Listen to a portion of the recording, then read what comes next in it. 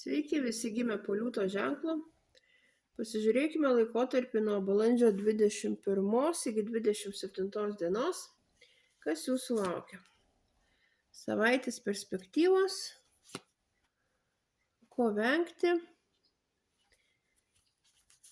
ir patarimas jums.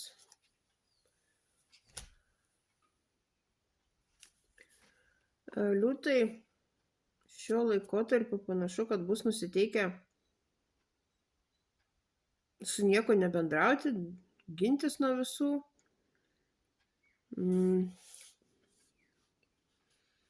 Būti tokiais gal šiek tiek pernelyg atsargiais.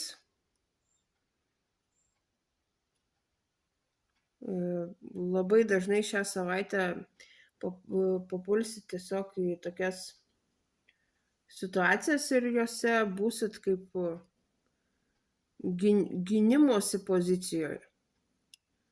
Toks bus noras nieko neprisileisti, nuo visų ginti, su nieko nebendrauti ir būti užsidarius savo kažkokiam tai pasaulėlį.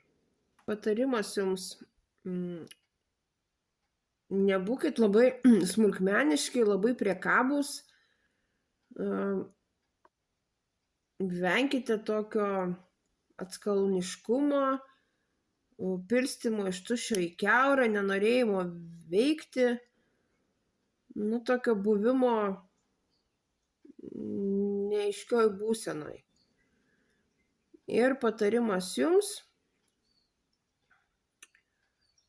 veikite. Norit, nenorit, nebus nuotaikos, ar netgi gali būti jėgų trūkumas, bet vis tiek veikite, perlipkit per save, nes tiesiog dabar toks laikotarpis, kai jau nelaikas galvoti, svajoti, o yra visos galimybės pasiekti tai, ko jūs norit. Tiesiog turit pakankamai kūrybiškumo, galit rasti savy energijos ir noro. Tiesiog judėkite ir darykite.